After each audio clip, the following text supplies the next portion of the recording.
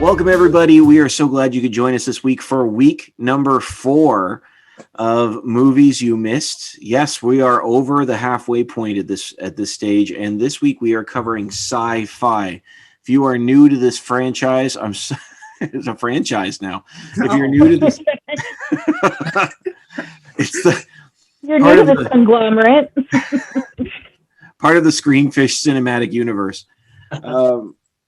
If you're new to the podcast, this particular series has all been about sharing stories that mattered to us. So Catherine and I have taken something from before 2000 that we both see, or that we've both seen and appreciated, and that none of the young'uns on the other side of this group, Riley, Daniel, and JT, have seen, and then they are doing the same for us. We're holding them up against each other and voting on them at the end. This week, we are taking on sci-fi. I'm so glad that we could continue to do this. Welcome, everybody. I'm glad you could be here. Hello. Okay. Welcome. But this week, we are taking on sci-fi, and let's throw it right to you guys. Daniel, Riley, JT, what movie did you present? Which one did you bring to the table this week? So for this week, for sci-fi, we decided to go with the movie Ready Player One. Basically, it's about the creator of a, I don't know what you would call it, almost like a Sims sort of life video game. He dies and basically sets up this whole scavenger hunt for whoever can find 3 secret keys hidden within the video game world will win complete rights to said world and his fortune. But yeah, it's a super fun movie. I guess if we're gonna start first. What is it? Why did you pick Ready Player One as your sci-fi entry for this week?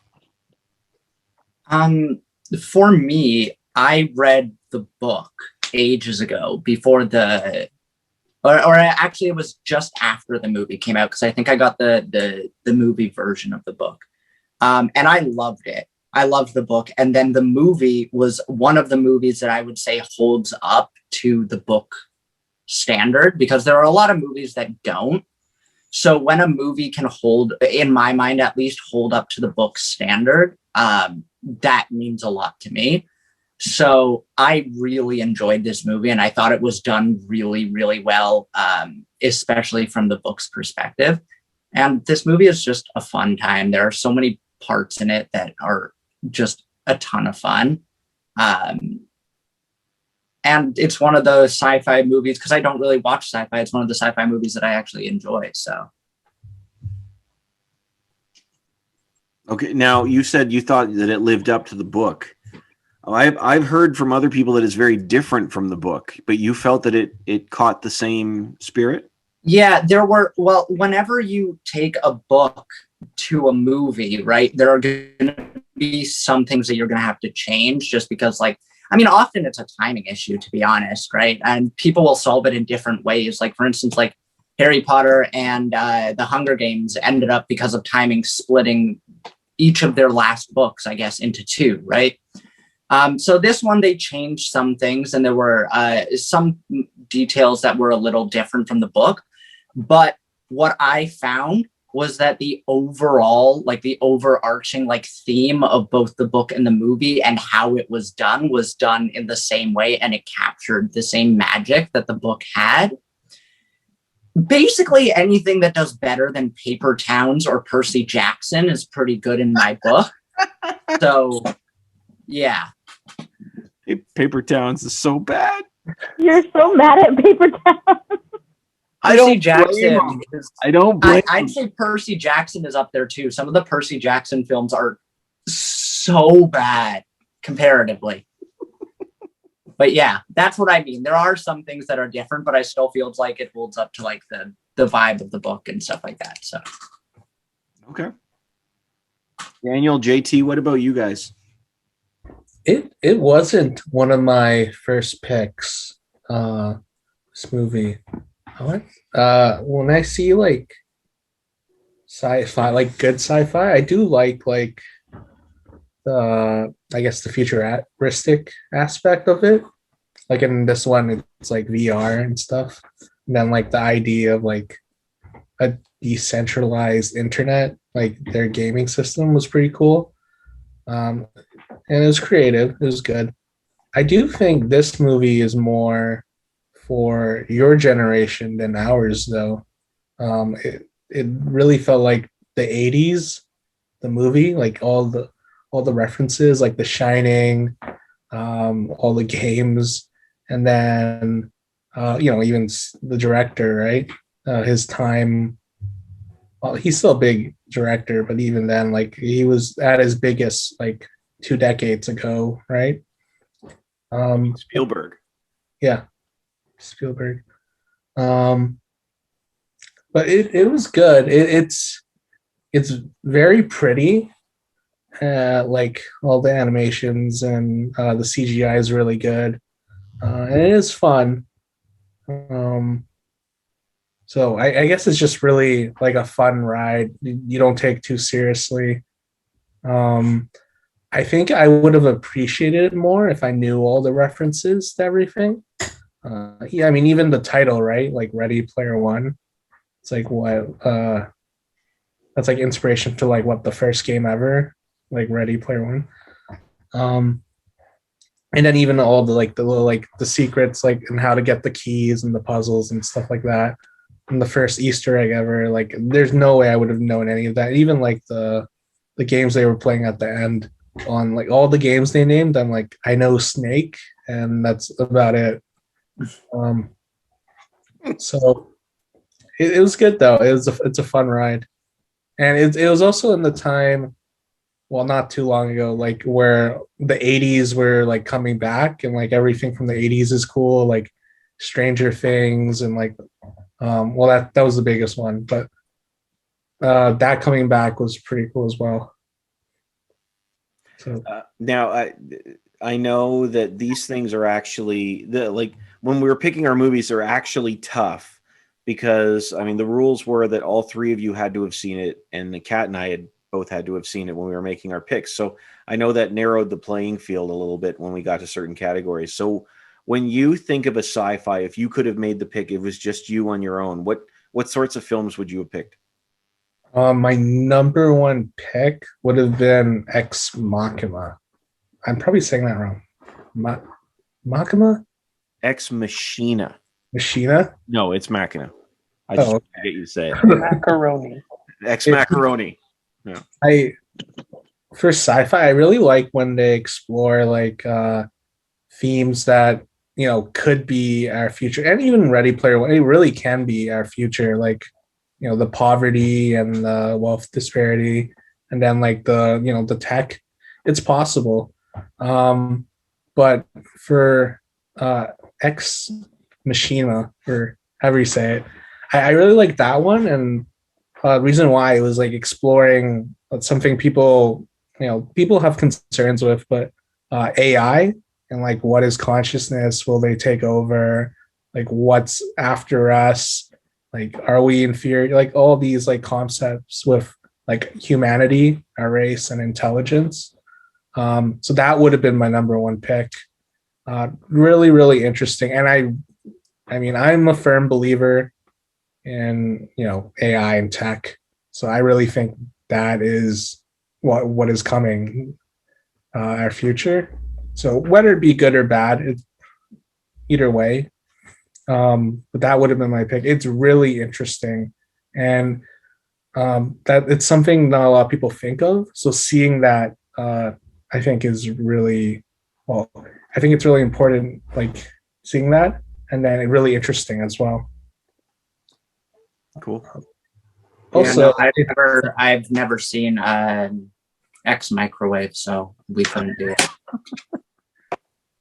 I don't know why it's called. I bet there's a good reason, but that film came out a couple of years ago. But there actually are um, AI right now that can think like a person. That are very highly intelligent. I saw one like this is kind of off topic, but I saw one on think her name was Sophia. She was on Jimmy Fallon, and it was so good, the AI, that people think there's no way this is real, but like technology has just grown so much. I think like computing power doubles every 2 years or something, which is like crazy growth. So it's really interesting to me seeing that. Well, not many people know that Jimmy Fallon is an AI. Mhm. That's not many people know that. Now you got me looking it up. Yeah, I think Sophia, I think she doesn't look like a person for sure. Like they don't even put hair on her. But her intelligence is crazy. It really is another person you're talking to. And then it's like you try to think, oh, it's not that great, the AI, but then like she starts having like abstract thoughts, and like you hear her talking, you're like, is this a person like controlling it? But no, it's not. It's all tech. It's kind of scary because the first thing people think is like, oh, you're gonna get replaced, and then especially with like jobs and stuff like that.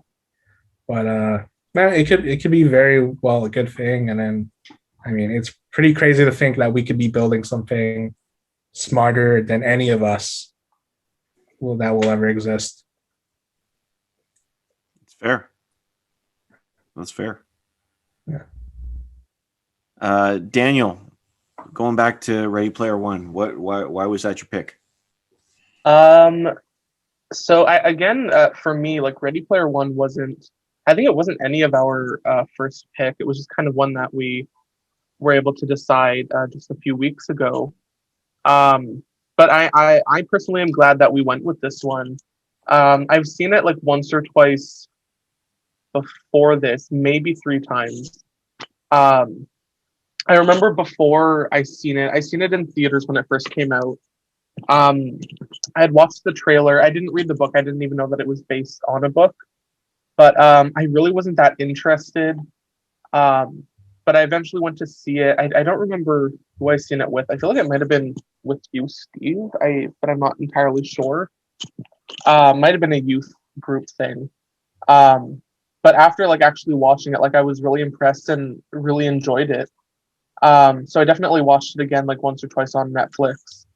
And then again for this podcast. But I think it, it definitely holds up in the sense of like my liking. Like I didn't watch it this time and was like, oh, like, whatever. Um, I think they do a great job at keeping viewers interested in what's happening. I do think that kind of mostly is because it's an 75% like CGI in the video game world, so anything can really be happening. Um, I uh, I actually I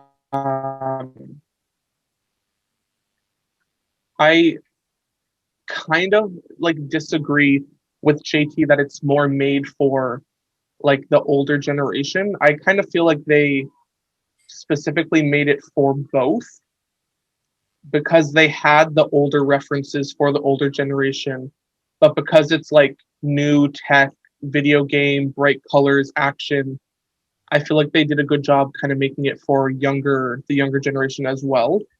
They also had a Um, bunch of references to like newer games as well, and they're like yeah, Halo and Overwatch and stuff like that. So yeah, I think like they had references for the older generation that I didn't personally like get. Like some video games I was like I've never heard of that.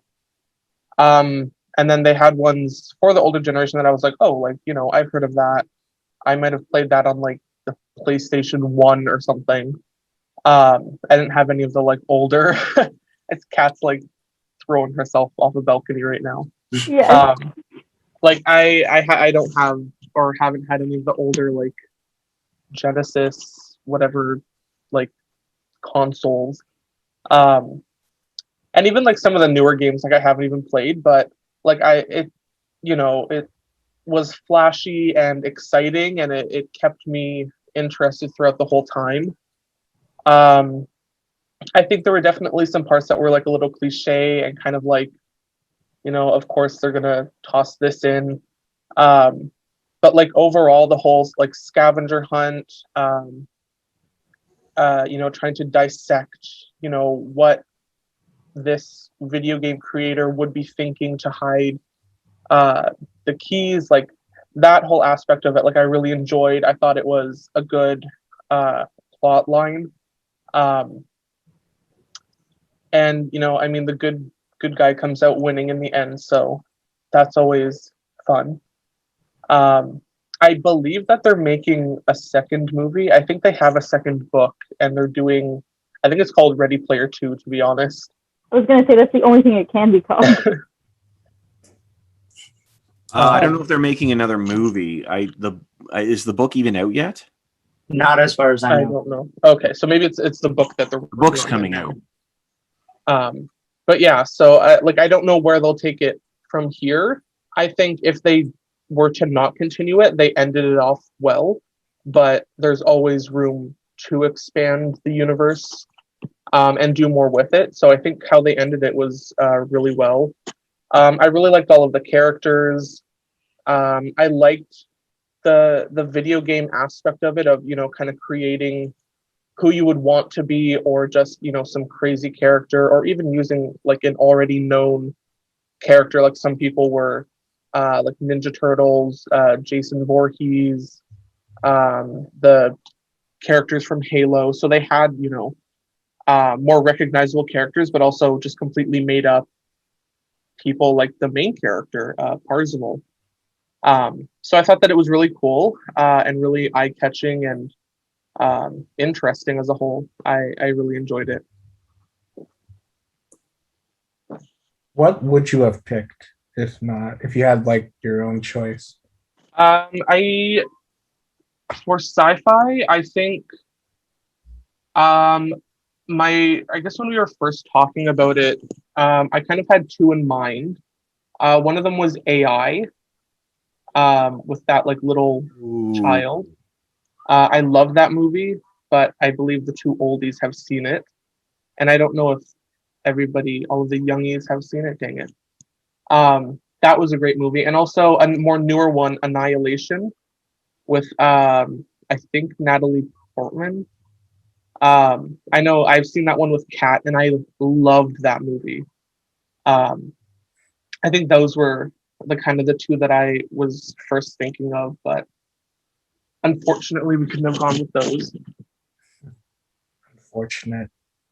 Oh, take it back. Yeah, so that's why we went with Ready Player One, and what we think about it. But what about you guys? Why? Not why. How did you enjoy it? What did you like? Did you like it? We'd love to know. Kat, do you want to go first? It was your first time seeing this one. Yeah, sure. I've known about this movie for a long time because when we do movie afternoons at work or with the kids at work, it was one that was a popular pick, along with Detective Pikachu, which is a great movie, by the way. And because I was staff, I would always kind of like hear it in the background and then not get to see it because I was doing other stuff. But then I remembered that I saw that one scene of the woman dancing with the zombie ghost. And I was like, oh yeah, I do know this movie. When I think of this movie, I think of a little bit of the 80s Wizard. The Wizard. Because, the video games, and he was an expert, and he was just this rough and tough kid. And, Better than Erskine. and a little bit of Charlie and the Chocolate Factory, because they had to, like, do all these tasks, and it was about, like, their inner good, and that's what won him in the end and got him the chocolate factory. He wasn't sucked up a fudge pipe or turned into a blueberry, but he made it to the tower. So, I mean, everything good comes from the 80s. Daniel, like, stuck a dagger in my heart as I look over at my original Nintendo. That came out in 1989, when I was 9 years old. The original Nintendo? Yeah, I was 9. We got it. 1983. No, it wasn't. Did I not get it till 1999?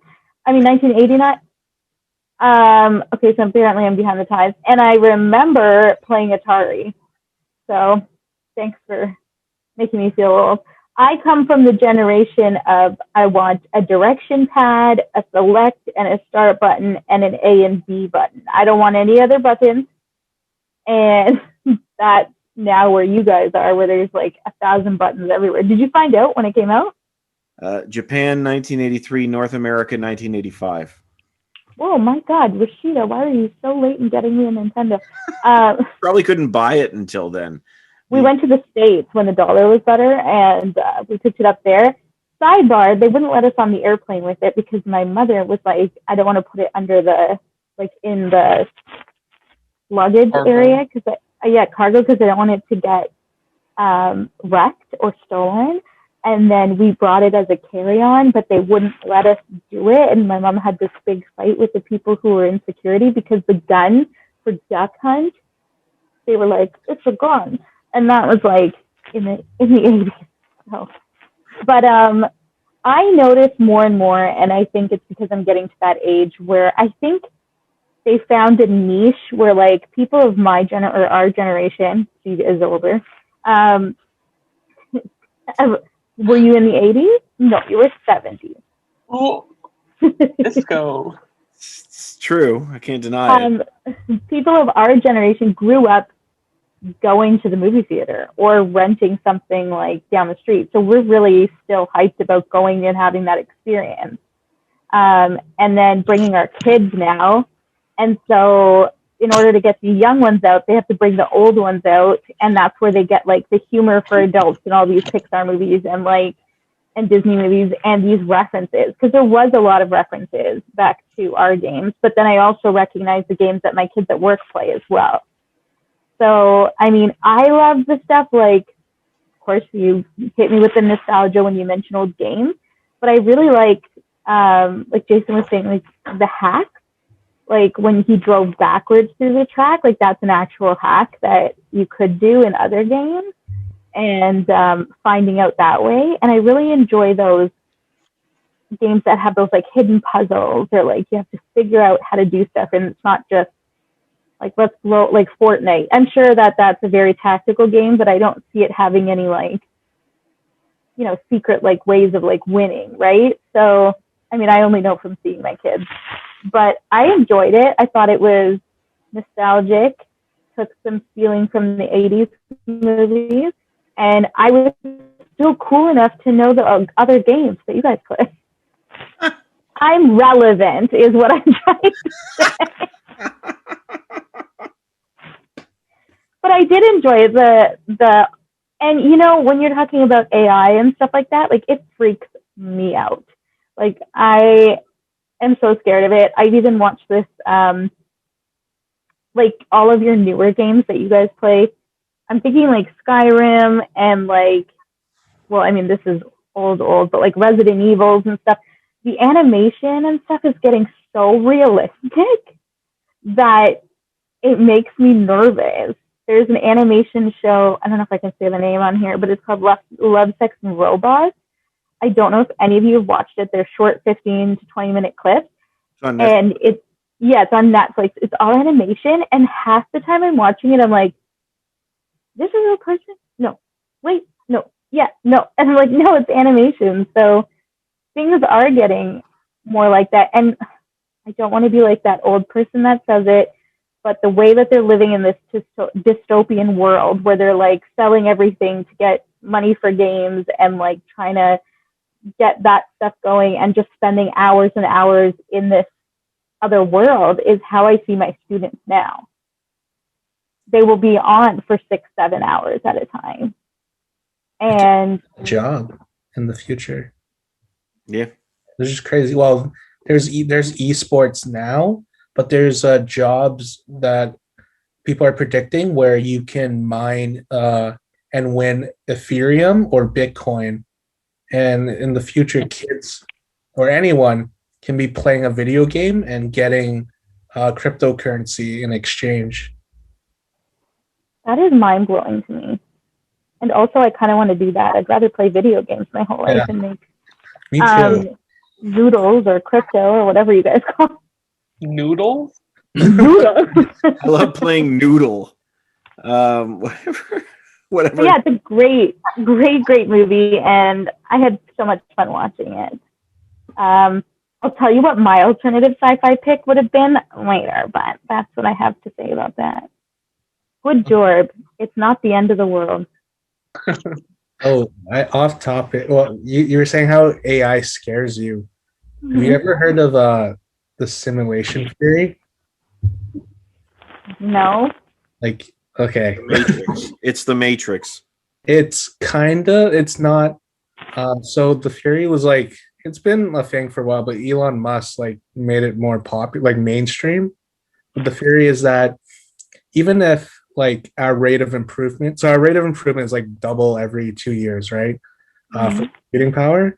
But even if like a rate of improvement of like 0.001, whatever, like really tiny at any rate, will eventually lead to a world where VR gets so good and simulations get so good that it's indistinguishable, and that the AI within the simulation will not know that they are code.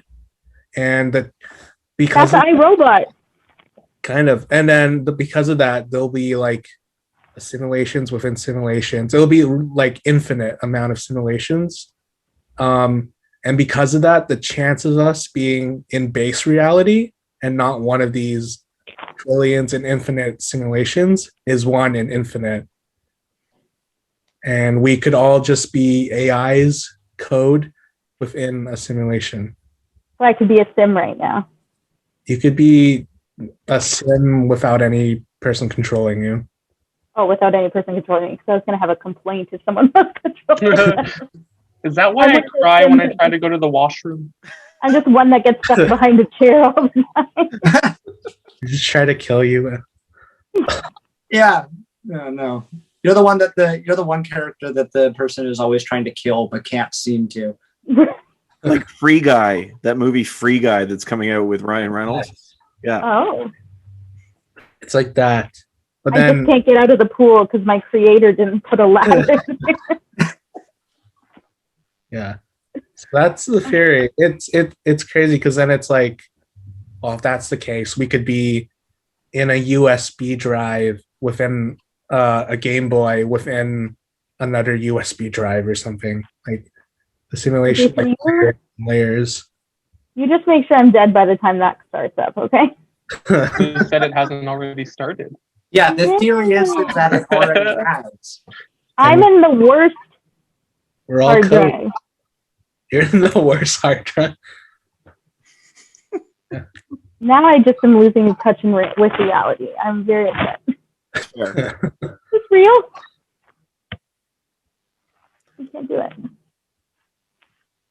Is this the real life? No, I'm kidding. Copyright strike. You know, this Kat, were you done? No, I have several more points. No, I'm just kidding. I just realized I started talking. I'm done. I ramble. Yeah, I am with Kat on this one. I think you guys made a great pick for this one, especially going up against our film. I think this is a really interesting one to punch in a lot of ways. I think that it balances things very, very well. I totally would understand when JT says something like it was made for our generation. I think it wasn't. I'll get to that in a second, but I do think that it's quite obvious that the author grew up in our generation, and adores his pop culture from his childhood, like the Zemeckis cube, the holy hand grenade. Those are fantastic. It made me so happy, and even the little piano chord that plays when he uses the Zemeckis cube. I have to. Did you guys get that reference? Am I the only one that got that reference from you guys? Well, I know Kat probably got that. What was it? Sorry, say it again. The Zemeckis cube. Did anybody else get that reference?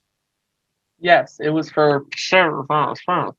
Yes, it was. Oh yeah, Must have been something from the 70s. I don't know. No, it was Back to the Future, which was directed by Robert Zemeckis and sent them back in time. And when he uses it, it's just a Rubik's Cube, but when he uses it, it's the Back to the Future. You know, it actually is the little chord from Back to the Future. So stuff like that. I mean, when I had seen this film because, of course, the rules stated that in the case of me and Kat, at least one of us could have seen the film. Right. So I had seen it, and I will say that what did feel old to me was Spielberg, and I think that Jason hit it on the head when he said that Spielberg directing. Spielberg didn't just peak in the 80s, though, man. I got to speak to this.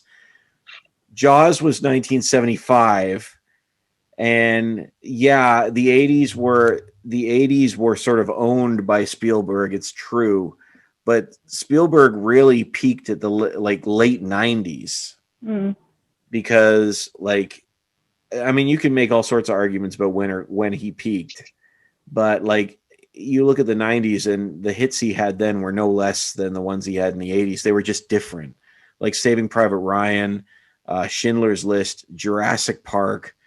Like there's a ton of movies in the 90s that he just sort of laid the groundwork on. But he has a style. He has a style, and this style of movie is very 80s. This is very much like the old Goonies, Amblin days when it was sort of like this kid's adventure.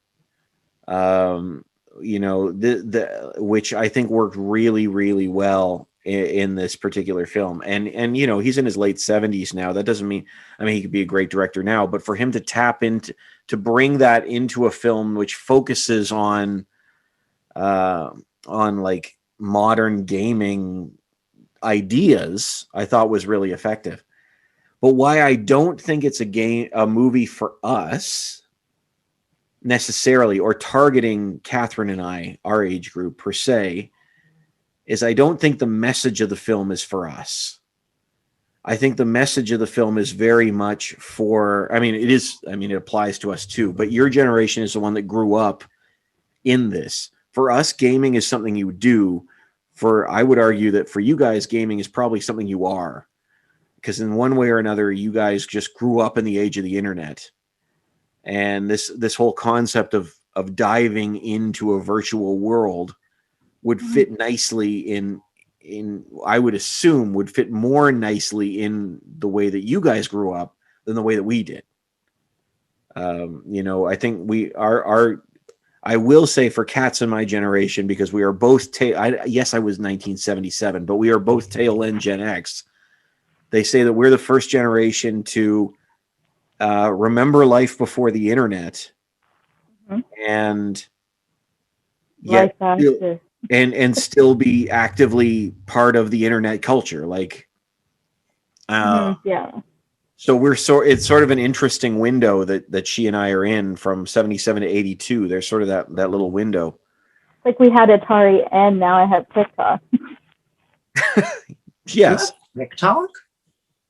Well, I'm on TikTok, yeah. Add me. Okay. We'll discuss this later. No, now. You can find Catherine. No kidding. Well, one of the things I will say that makes me laugh every time I see it, I really think this movie is all about learning how to unplug. I really think that that's the point of this movie. And that's why I think it's more for just much for your generation, more targeting your generation than an older generation, because it's about unplugging. But what kills me every single time is when he says, we take time for the important things, and it's just him making out with the girl at the end. And it's like, yeah, I guess that's, yeah, all right. But it's like, that's what he does. And even like when he's in the boot suit and she's like, do you feel that? I do. It's like this weird moment. I'm like, I really think this movie is about that. And for that reason, I that's why I think our generation understood a little better what it means to unplug. whereas it's even Yeah, more. yeah. That's what I'm saying. We got like time limits.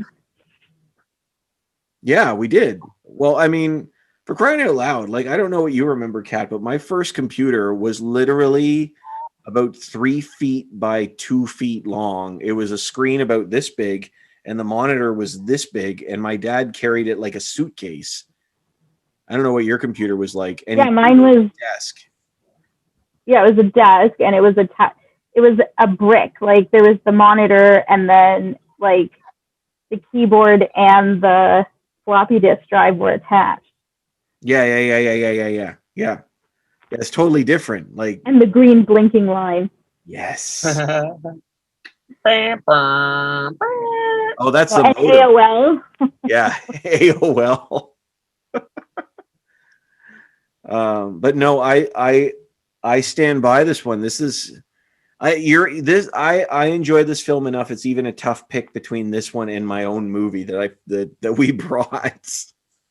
One of my favorite scenes in this movie, I think, is when the leader of IOI is talking about their plans for the Oasis if they win, and they talk about how they did calculations that they can fill up 80% of a person's view field before inducing seizures, and that's their plan.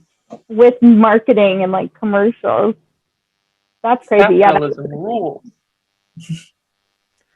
Yeah, and the funny thing is give us 10 years and we're not going to be that far off there. It may not even be that long, Yeah. but I mean, Google Glass is already it's already in the works.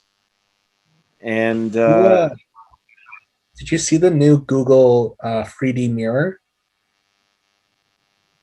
No, but I've seen the mirrors where you can work out in them. Aren't it's like, all mirrors 3D mirrors? No, it's I don't know. I guess it's not a mirror. Like you set it up in your house. It's just like a screen, and it looks like you can Google it or go on YouTube what it looks like, but it looks like you're FaceTiming, but it's their entire body. Like it's like they're in the room.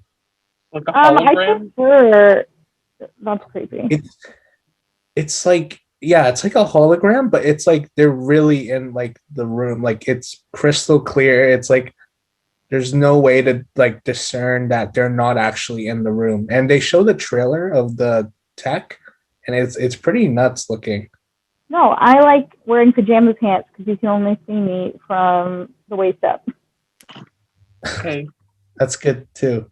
Maybe the person you're FaceTiming wants to see those pajama pants.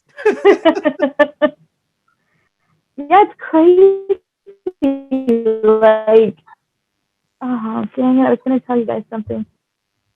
The Alzheimer's is kicking in. Don't worry. A lot of old people forget things. Don't worry.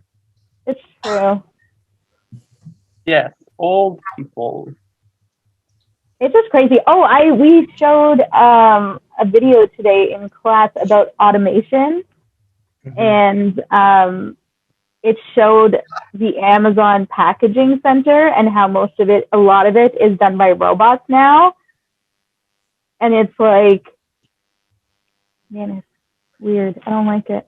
You know, it's funny because like if you went back like 50 years ago, like in the 1970s, people weren't scared of automation. Like no, they loved it. No. They were looking forward to like the day robots would take over jobs. Yeah. But it's become, because of like how things are run, especially in the US, which is very very capitalist based. People are scared because they won't have a job and they'll be homeless because of a robot. And it's nuts because Amazon's over $2 trillion in market cap. They paid $0 in taxes for the last couple of years. I paid more taxes. How did they do that? I mean, that's a whole other topic, but it's all tax loopholes that exist that shouldn't exist. Because of the robots? Yeah, and what? Is it because of the robots? No, it's all. Are you saying the robots put the tax loopholes in there? Oh. Is that what No, just they don't have to pay them. No, it's all lobbying, like for these rules. Like they just reinvest everything, and technically, because of that, they didn't make any money. Even though, like, I mean, that's not true, right? So I don't know. Because things need to change. People like they're like countries like Finland and Sweden that have automation. They added this thing called UBI, which is universal basic income. So that way, when the robots do the work, people in the country are still getting money off the robots. But in America, it's like, well, the robot took your job, and it's making Bezos, Jeff Bezos, a lot of money, and the shareholders, but they're not giving back because there's no UBI place. But hopefully, in the future, like there's two scenarios that will happen. Either 99% of the population will be homeless and without jobs, and the 1% will have the robots and will have all labor, or there will be scenario two. There will be there's going to be UBI, and people are happy that robots took like menial labor and those kind of jobs. Right now in the US, it's looking like scenario one. Yeah, it does. But then that would send us back to the land. Oh, we've come full circle. Well, Catherine and I will be dead long before that. Yeah, so you guys can enjoy that. Enjoy what our generation has created. That's right. We did it for you. Peace. Yeah, peace out. Speaking of being dead soon, why don't we jump in and talk about your old pick with Independence Day? Should I talk, Kat, or do you want to do it? Independence Day is a film where Will Smith was actually a good actor. As you see in the future, he just rolls downhill from there. No, just kidding. What? I don't know anything about Independence Day. You have like the whole city stats. We brought it this week. I think we brought a classic 1996 Independence Day starring Jeff Goldblum, Will Smith, Bill Pullman, Mary McDonnell, Judd Hirsch, Randy Quaid, Robert Loggia, Harvey Fierstein, and more. It is a simple plot. Aliens invade and different groups of people converge in the Nevada desert in the aftermath of a worldwide attack. And with partnering with other people in the world, they launch a counterattack on July 4th. Americans, or now the world's Independence Day. I love this movie. I really love this movie. I didn't know I was going to love it as much as I did when it first came out. I thought it looked really stupid. And I remember I saw it in the theater like 4 times. It's one of the few times I actually did. Because it's a stinking blast. Like, it is so much fun. And I love Will Smith in this movie. I love Jeff Goldblum in this movie. The characters are so much fun. The writing is hilarious. The special effects are not that bad. It is always fun to see the US get completely decimated. But little upset that we didn't get blown up, but we don't have it to know wasn't. that. It wasn't worldwide domination because apparently Canada was floating off on some island somewhere. They didn't care about us. They didn't need to take over. You know what happened when they arrived in Canada? Canada said, "You're welcome. Here you go," and just went back in their homes, and that was it. We were the one to give them directions to all the national points in the U.S. We're like, right. So they first arrived here and they said, well, where should we hit? Well, here's some locations that really benefit you. No, but this movie is underrated for the fact that, again, it's flawed. We've talked about all the flaws of films from 25 years ago, but it was the equivalent of multicultural film. As much as you were going to get in 1996, like across the board, because there's sort of representation from everybody, from LGBT to African American to and throughout the film there's Asian characters.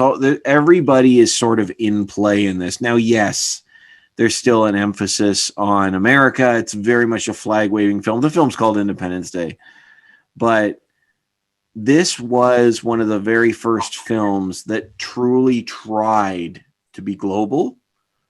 And one of the things I liked about it is at the time there was a shift, because all the bad guys in movies in the early 90s and in the 80s, 70s, 80s, and early 90s were either Russian or German. And the reason was the Cold War was still going till about 1992. And the Berlin Wall came down I think it came down in 89. So the U.S. there was a period there where they had to sort of figure out who the new bad guys were going to be. And that summer, there were actually 3 different alien invasion films that came out, because it's sort of easy for the world to fight something that's not themselves. And this was the big one. And so, I mean, there's a lot of reasons I like it, and I know like probably wouldn't have been Kat's pick. And I'll let her go on about that, but we did agree on this one. So Kat, why don't you talk about ID4?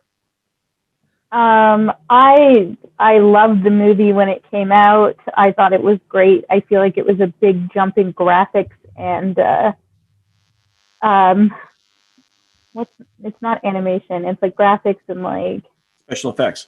Anyway, yeah, special effects. It was a big one. I had really liked Will Smith in Bad Boys, the first one, and I don't know, like I feel like Will Smith had like that summer blockbuster run that was really great, and just I feel hasn't been able to continue like into this new generation of his movies. But it was really, I think, for me, nostalgic to watch it, because A, it was a huge one, and that's why we were able to agree on it. And B, it kind of was like nostalgic in the sense that we got to introduce these little guppies to Harvey Firestein in his role. And it made me think of all the movies that he was in, and they were like, why is that guy's voice like that? But he's great. And I feel like Jeff Goldblum could have been typecast now that I'm looking back on it, because he kind of has the same mannerisms and character in every movie he does. But man, he is perfect at it. Like, typecast is not a negative for him. Yeah, I mean, there were lots of jokes about Canada not being included, but I mean, true. Like, what are they going to do with us? They're like, we'll figure them out later. And just like, you know, they have that story of the guy who had been telling people for years that he had been abducted by aliens, and now even with aliens destroying the planet, they still won't believe him, and it's still a big joke. But he ends up being the one to like save them, and his kids get to watch and kind of gain that respect for their father. But it was just so fun, like so fun. And Jeff Goldblum, like needing the barf bags and the and everything was. It's a great movie with lots of explosions, lots of action, and comedy as well, which I really liked. The only reason why I would have picked a different movie, not because I didn't love this movie, is because my dad was really big into sci-fi when we were growing up. And so he was the one who kind of like introduced us to Doctor Who, the good one, and like all of those kind of movies. But he let us watch Alien. And now that I'm thinking about it, it probably doesn't meet our criteria because it was in the 70s, wasn't it? Or was it 79? No, we could have picked that, but one of them had seen it. We talked about that one. Yes, I would have gone with that one too. Yeah. See, and like that's what I mean. Like that's the only reason. It's like movies that made like us, like spoke to us. But I think Independence Day was the next best pick because, again, I don't watch a lot of sci-fi, but that was a big one, and it was really fun. And it was still fun watching it again. It still works. Yeah. I'm surprised at how well the movie mostly still works in a lot of ways. And in the ways that it didn't work were hilarious. So, Yeah, it's true. yeah. Well, millennials or whatever generation you are, Gen Z. Are you Gen Z? I don't know what you are. What did you think? Have at it. Independence Day. I really enjoyed it. I feel along the same lines as you, Steve, what you were saying before, where it's like a hard pick between this one and the one that we picked. I quite liked it. I mean, young Will Smith and young Jeff Goldblum. I mean, what more can I say? Mm-hmm. But no, like it was really good. And there was a lot of representation in it, although my mind is completely blanking on the LGBT representation that you had. Harvey Firestein. Thank you. But no, I really liked it. There were times when it was a little bit slow, but I think I had said this before as well. Even the times that were slow, like it wasn't necessarily boring. It was just slower than other points, which was nice because it provided a little bit of downtime, and a little bit more. I felt a little bit more realistic because, like, in that scenario, it's not going to be like an action film where it's like everything is always happening all at once. There's going to be those like points where it's just kind of like people just traveling, like when they were in the plane, right? And I like having those parts in the movie. So I don't know. I really liked it. I think it's funny that there were barely any other countries mentioned besides America, and yet it was worldwide domination. Like, I don't know. I don't even think they got all the continents. Was Australia mentioned at all? Because I don't even think I don't think they got all of the continents either. But alas, it's whatever.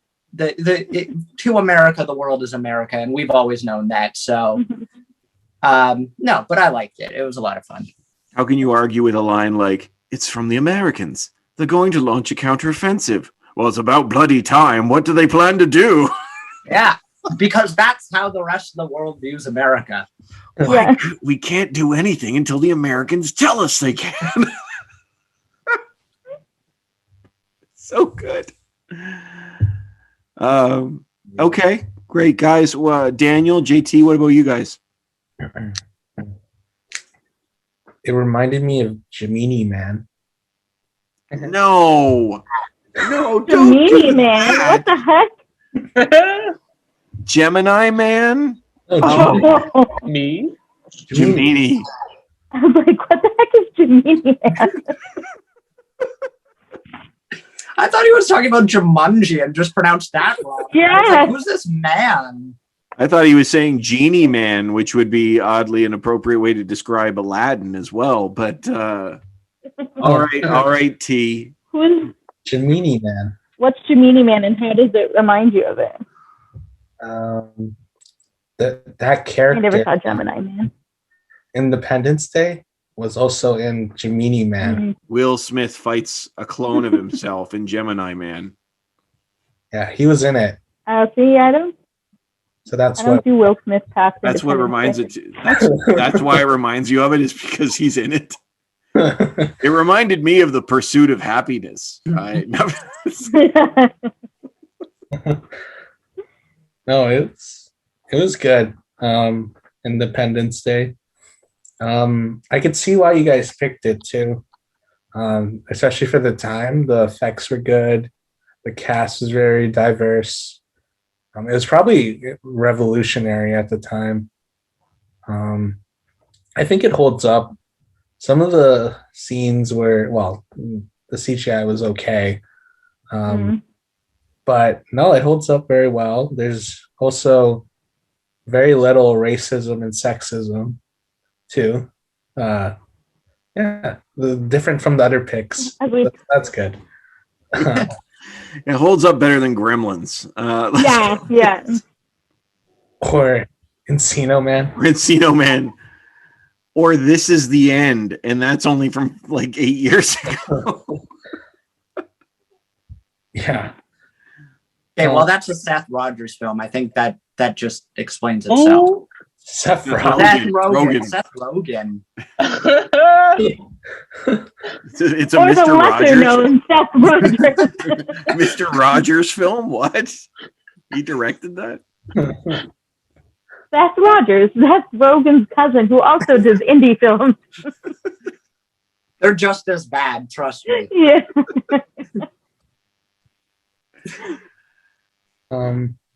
Yeah, it was very, I guess, probably very unifying at the time to have the whole world together, or most of the world, mostly America. But that was good. Very, very patriotic. Lots of propaganda. You know, best country in the world, right? Oh, yeah. Go back to your own world, aliens. We ain't got no They took job. our, they took our jobs. They took our jobs. Hey man, the president united the world with that speech. I'm Best telling you. president ever, though. Imagine Donald Trump giving that speech. No. We No. are the best world. He No, would be no one better. the one I that know was other like, worlds. I know other worlds better than anyone else, and we are the best world. he'd be in the fighter jet, like crawling into it, and they'd be like, "Oh, are they gone? Good." And then just like, I'm right behind you guys. I've seen these aliens. Very sad. Very sad. They're huge. Very good. They did not destroy New York. That's right. He's an What do they outright have? What do they No, have? They have a big ship. We have huge bombs. huge. Huge. He's an outright alien denier. They're just gonna go away. It's gonna be like a miracle. It's China. It's Giant. They're gonna China. build a wall in the sky. Build a sky wall. Aliens will pay for the wall. He's just throwing bricks in the air. Not bricks. Cans of soup. Cans of soup because they're heavier. They say he sends them a bill. An invoice. Oh man. See those aliens? They're not sending their best aliens.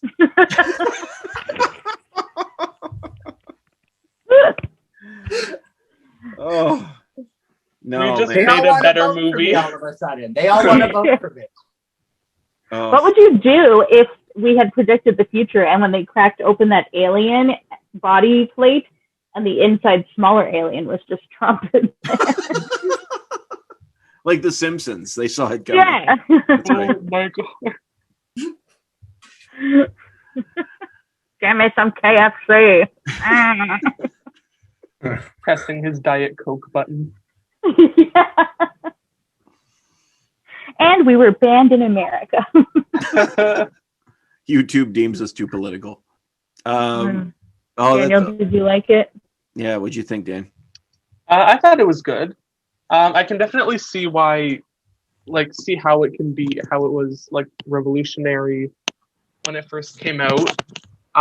You know, I'm definitely watching it from the lens of like 2021, so I'm kind of like, okay, like for a lot of, you know, what was talked about, what was, you know, happening. I do think the CGI was really good, especially for the time, but even now, like it was still pretty good.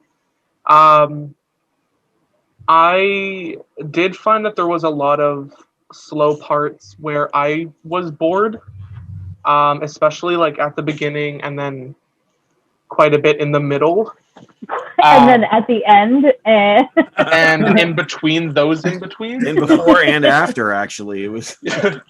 But like the action-packed scenes and, you know, the scenes leading right up to the action right after, like those were all good, and I was, you know, really intertwined in what was happening. But it did kind of lose me like in those in-between parts, unfortunately. I think the cast and the actors were great. Like there wasn't a time where I was kind of like, yikes, this acting is yikes. So that was good. I think like the plot of it like is cool. But again, looking at it from like a 2021, like I've seen other movies that are similar.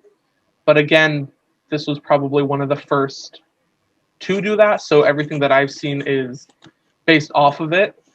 So can't really take any marks away for that. But yeah, I thought like it was good. It wasn't my favorite alien-based movie.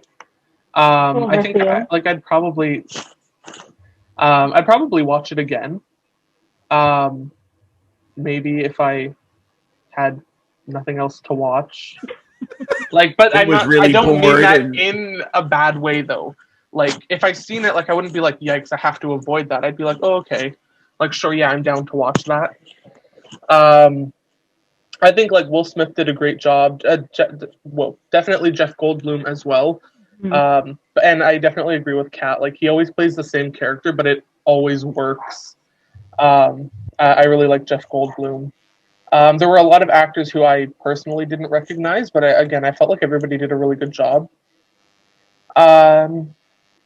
Yeah, I mean, Steve, you said that the sequel is horrifying. It's atrocious. It's truly awful. So I probably won't be watching that. But you can watch it to see how bad it is. It's one of those, but it truly is like even the first 15 minutes, it's just like, yeah, that happened. I think we're forgetting. Oh, sorry. Go ahead, Daniel. Oh, that was kind of pretty much it. Like it was good. It wasn't my favorite, but I think it holds up. And I do agree. Like there wasn't any like unnecessary like hate towards any group of people. It's sad that like we look at movies and we're kind of like, yay, there was no racism. But, like, yay, you did the bare minimum of not being racist. But especially for that time when a lot of things were more socially acceptable. I will agree. Like it's good that there wasn't anything, I particularly picked up on and was kind of like, yikes. I think we've skipped over a really large, important part of this movie, and that is our thoughts on the gorgeous diamond dolphin.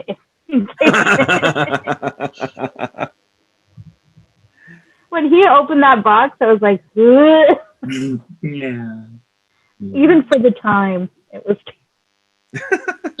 We all knew it. It was tacky. Yeah. I will say I'm glad that there's some Jeff Goldblum love happening here because when Ragnarok came out, and most of the people your age who saw Ragnarok and had no recollection, no knowledge of who this guy was. And I heard I remember even when we did the podcast on Ragnarok, some of you guys said, why was that old guy in the movie? And I'm like, it's Jeff Goldblum. Why was Grandpa there? And I'm like, and people are like, yeah, so I'm like, are you kidding me? I love Jeff Goldblum in that movie. Yeah.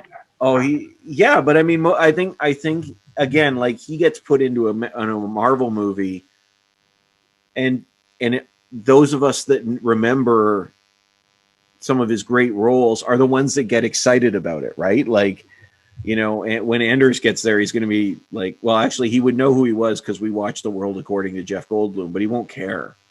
He might. He saw Jurassic Park, actually. I was going to say, make him watch Jurassic Park. He saw Jurassic Park, and he's 10, for those who are listening, my son. But I mean, he hasn't seen this one.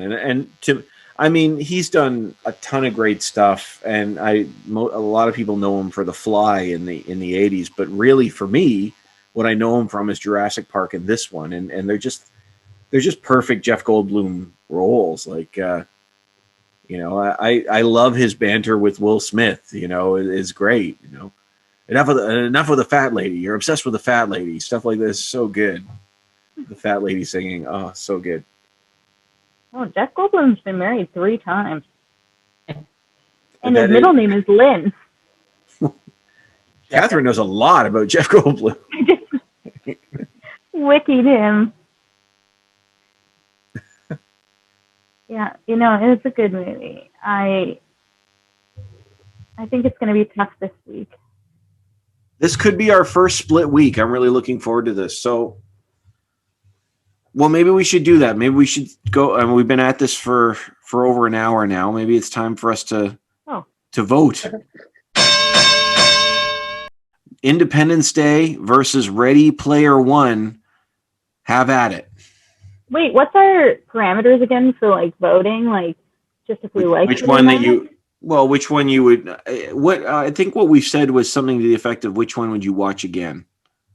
Like That, but also kind of like which one do you think is a better movie Better for film. that genre? Yeah, of that. Yep, that's true. That's true. I am gonna have to go with Ready Player One. As much as I really, really enjoyed Independence Day. that's the name of the movie. I really enjoyed it, but I can't remember its title. The America movie. the America one. The one about the illegal space aliens. No, I did really enjoy it, but for me, like having like the background for myself with the book and just more what I would think of with a sci-fi that I would like relate to and enjoy more, I would go with Ready Player One. Okay. Daniel, let's go to you. I'm also going to be voting for Ready Player One. I think Independence Day was good. It was definitely a sci-fi. But again, agreeing with Riley, like if I'm thinking about ones that I would want to watch again and kind of fit more to what I like, I'd have to go with Ready Player One. It's fair. I know. Kat, I can't do it. we gotta pick something. I pick myself. Alien. No, I pick myself. Yeah, you get. I pick Alien. I pick my. Encino Actually, Man. I'm gonna change it. I pick my Seth Rogers film. Okay, I Seth really think that guy is going somewhere. Yeah, who said I would pick Encino Man? Was it you, Jason? It was me. I'm really struggling because would I watch this movie again? Yes to both of them. Do I think they were good sci-fi movies? Yes to both of them. I mean, the only thing is like, I don't know, like there's like a nostalgia pull to Independence Day, and Independence Day seems to be one of those movies where I'm like, what? You haven't seen it? You really need to see it. Whereas like Ready Player One, I'd be like, oh, that's a really good movie. I remember watching it and I liked it. So that's where I'm going to land.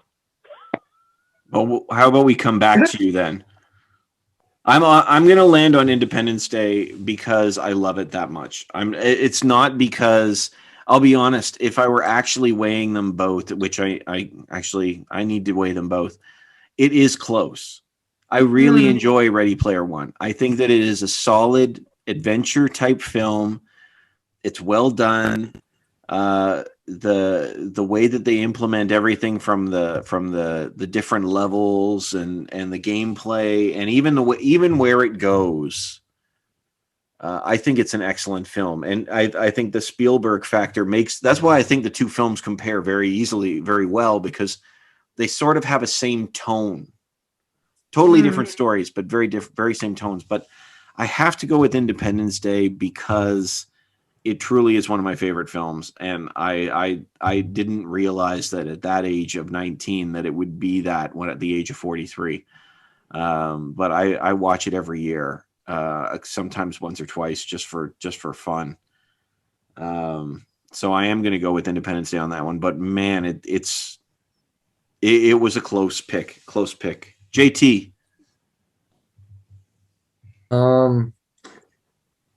I think I'm gonna go Ready Player One. It's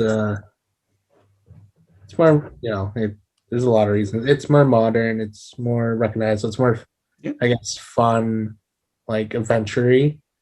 Like I could definitely like rewatch it and just have it in the background and whatnot. It was good. Jamimi Man. Hey, Jiminy. But I don't know. It just didn't really, I guess, speak to me. It wasn't something I just enjoyed that much. So yeah. So I'll stick to Ready Player One. Okay. Well, the official score, it will Ready Player One takes this week, but Kat, what have you got? What are you picking? Honestly, I final love them both. I think I'm gonna have to get pulled with my nostalgia and aliens part of the sci-fi. So I'm gonna go with Independence Day. But I really like both. I would recommend both movies. Yeah. I was thinking about AI, and I saw a meme, because I'm relevant, about this thing about AI, and it's like, I won't think AI is real until I can get Cher's closet from Clueless. You know, when she like types in her outfit for the day. So on that day, I will fear them. But until then, Love them. Or love them. Or love them. But I feel like I would be sent to like the workers' camp colony. Like I wouldn't be the upper echelon of people. I would be serving the robots. I feel like if you can be killed by a balloon, you're not really very high in the eyes of robots. Oh my gosh, what if a balloon that makes balloon animals tries to corner me? A machine that makes balloon animals. Turns out that clown from Philly was actually an AI sent there for you. To erase me. Oh yeah, no, that was tough though. Very tough. I will make a recommendation to you all, since you guys were enjoying talking about AI and the robot uprising. One of the last Will Smith iRobot. Yes. Will Smith had a huge, he sort of made a comeback recently with Aladdin and with the new Bad Boys film. But really, iRobot was one of the last ones of that classic era of Will Smith. Yeah. Ton of fun. I never saw Aladdin. You never saw Aladdin? No, why would I want to see a real life version of It was really good. An endearing, beautiful story filled with racism and criminalization? Well, on that note. Those are good. I've never seen it. Will Smith really fell off. I feel like I saw 6 pounds and I was like, I'm over this guy. Yeah, oh, wow. He disappeared. What? It was one of his movies. Pounds? Oh, I lost 6 pounds and I was over I was it. like, wait, what? Once you go on a diet, you really lose your taste for Will Smith. It's amazing how that works. I lost 6 pounds and all of a sudden, not so great. Well, there you have it, though. The score is tied. It is 2-2 for the Gen Z versus the geriatrics. It is, because we won Encino Man and The Fugitive. And they won The Conjuring and Ready Player One. So the more important ones we've won. Well, thank you all for tuning in this week. We're so glad and hope that you'll join us next week as we bring the drama between the 5 of us. And I'm going to try and remember my tagline because apparently I screw it up every week. What? Cat clapped. I was just thinking about Click. I was thinking about Adam Sandler. It's Adam Sandler in Click. That's a good one. Okay. I don't think that was the tagline. Did you guys ever see that? I was just thinking about Adam Sandler and Click. Is that our tagline for this? No, that was a drama, and I teared up at that one. It was not a drama. Click is not a drama. Like a comedy drama. Any movie where he farts in David Hasselhoff's face does not count as a drama. But he goes. But then he fast forwards his life. Wow. Sure. So having said that, it doesn't matter if you miss the movies. What matters is what matters to you. And we will see you next week for episode 5 of our 7-part series, Movies You Missed. Thanks, everyone. Goodbye. Peace. Bye.